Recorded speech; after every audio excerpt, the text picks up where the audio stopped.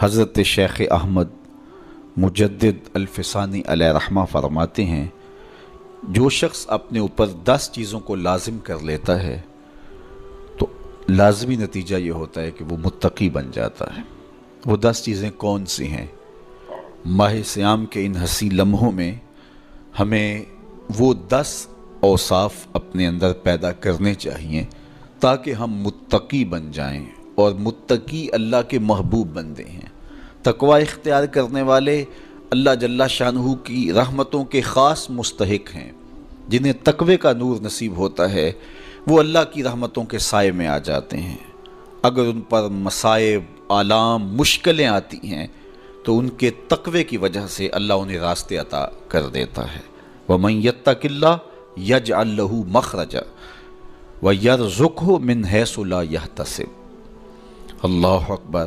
ارشاد فرمایا کہ جو اللہ سے ڈرتا ہے، تقوی اختیار کرتا ہے، اس کے لیے ہم مصیبت سے نکلنے کے راستے پیدا کر دیتے ہیں، اور اللہ جل شانہ اس کے لیے وہاں سے رزق عطا کرتا ہے جہاں سے اسے گمان بھی نہیں ہوتا ہے۔ تو یہ تقوی کا نتیجہ ہے جو اہل تقوی کو نصیب ہوتا ہے۔ تو حضرت شیخ نے 10 وہ امور بتائے جو اپنے اوپر لازم کر لینے سے تقوی نصیب ہوتا ہے۔ سب سے پہلی بات آپ فرماتے ہیں زبان کو غیبت سے بچائے۔ اتقاء کے حصول کے لیے زبان کو پاک کرنا ضروری ہے۔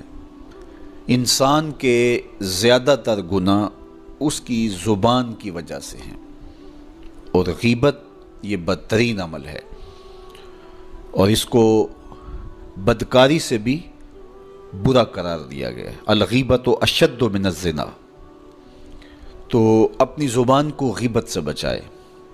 دوسری بات ارشاد فرمائی کہ بدظنی سے بچے، کسی سے خواہ مخواہ بدگمان ہو جانا اور اپنے دل کو کسی کے لیے میلا کر لینا اور اس کی بدگمانی دل میں پالنا، تو یہ تقوی کے منافی ہے۔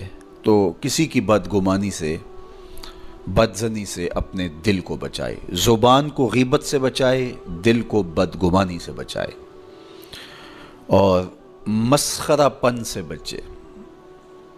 بات بات پہ ٹھٹھے مار کے ہنسنا اور اس طرح کی زندگی بسر کرنا۔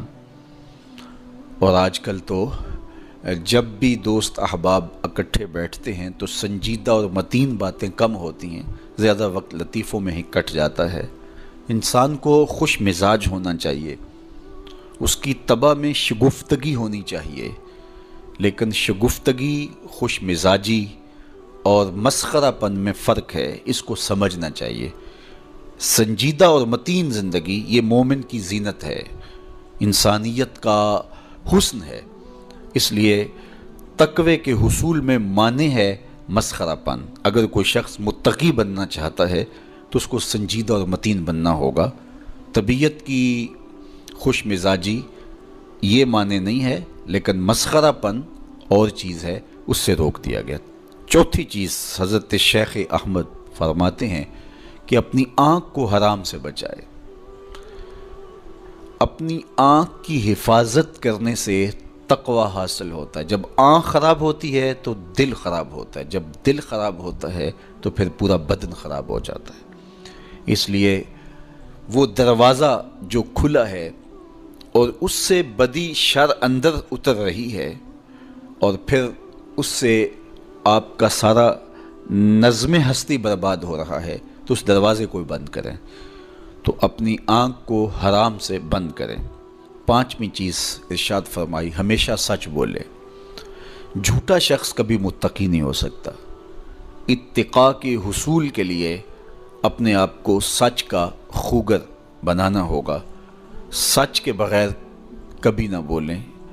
جھوٹ بولنے والے کی زبان سے شر پھیلتا ہے، اور جب کوئی شخص جھوٹ بولتا ہے تو حدیث پاک میں آتا ہے اس سے بدبو نکلتی ہے، جس کو عام لوگ تو نہیں سونگھ پاتے، لیکن اللہ کے فرشتے 1 میل دور پیچھے ہٹ جاتے ہیں۔ تو مومن سچا ہوتا ہے، مومن جھوٹا نہیں ہوتا، اور تقوی کے حصول کے لیے سچ شرط ہے۔ چھٹی چیز ارشاد فرمائی، ہر حال میں اللہ کا احسان مانے۔ جب کوئی بھی انسان پر بہتری آئے تو اس وقت یہ کہے کہ یہ میرے رب کا احسان ہے کہ مجھے یہ حاصل ہوا ہے۔ بہت سارے لوگ اپنی محنت کا نتیجہ قرار دیتے ہیں کہ یہ میں نے کیا تو اس کے نتیجے میں یہ ملا۔ بسا اوقات آپ کتنا سیدھا کام کر رہے ہوتے ہیں، کتنی محنت کر رہے ہوتے ہیں، لیکن نتیجہ اس کے برعکس آ رہا ہوتا ہے۔ سیدنا علی المرتضیٰ رضی اللہ تعالیٰ عنہ فرماتے ہیں، میں نے اللہ کو اپنے ارادوں کی شکست سے پہچانا، تو یہ اس کی کرم نوازی ہے کہ اس نے ایسا کر دیا۔ صحت میرا کمال نہیں، یہ اللہ کی عطا ہے۔ علم میرا کمال نہیں، یہ اللہ کی عطا ہے۔ لہجوں کی خوبصورتی یہ اس کی عطا سے ممکن ہے۔ اس نے آنکھوں میں روشنائی رکھی، اس نے توفیق عمل نصیب فرما دی، اس نے اچھائی کی راہوں پہ گامزن کیا۔ ماہ صیام میں روزہ رکھنے کی توفیق ہوئی، صلاۃ التراویح میں حاضری کا موقع میسر آیا، دیگر صالح اعمال تلاوت کلام مجید نصیب ہوئے، تو مت سمجھے کہ یہ کوئی میرا کمال ہے۔ اللہ کا احسان مانے گا تو غرور پیدا نہیں ہوگا، تکبر پیدا نہیں ہوگا۔ تو ہر حال میں اللہ کا احسان مانے، جو بھی خیر اس کو ملے وہ کہے یہ میرے رب کی طرف سے ہے، اور اگر اس کا کرم نہ ہوتا تو یہ عمل مجھے نصیب نہ ہوتا۔ اور کتنے عمل ہیں کہ نصیب ہونے کے بعد عجب سے، تکبر سے، ریاکاری سے برباد ہو جاتے ہیں۔ کیتی کتری پئی کھو محمد تے سکہ بنیا زردہ، کتنے عمل ہیں کہ برباد ہو جاتے ہیں، تکبر آ گیا، عجب آ گیا، ریاکاری آ گئی، تو یہ اس کی طرف سے ہی ہے۔ تو جب یہ کہے گا تو عجب، تکبر، غرور کچھ پیدا نہیں ہوگا، تو پھر عمل قبول ہوگا اور انسان تقوی کی منزل تک پہنچے گا۔ ساتویں چیز، اپنا مال راہ حق میں خرچ کرے، ناحق راستے پر ایک درہم بھی خرچ نہ کرے۔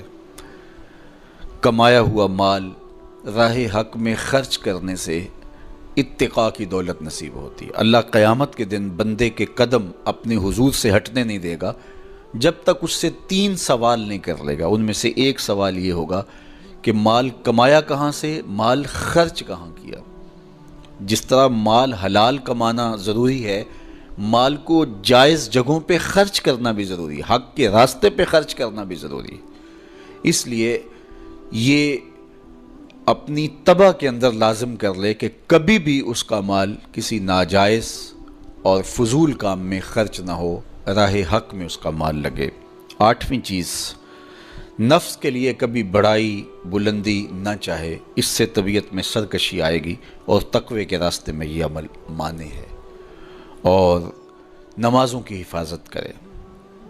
نمازوں کی اگر حفاظت نہیں کرتا تو باقی سارے عمل اس کے پاس ہیں، تو وہ متقی کیسے بن سکتا ہے؟ چونکہ یہ تو اسلام کا بنیادی فریضہ ہے جو اہل ایمان پر لازم کیا گیا ہے، جو کسی صورت کے اندر بھی، حتیٰ کہ حالت بیماری کے اندر بھی معافی جس کی نہیں ہے، سفر کے اندر بھی نماز کی معافی نہیں، مختصر کر دی گئی، قصر کر دی گئی، لیکن معافی نہیں دی گئی، حالت جنگ کے اندر بھی اس کی معافی نہیں ہے۔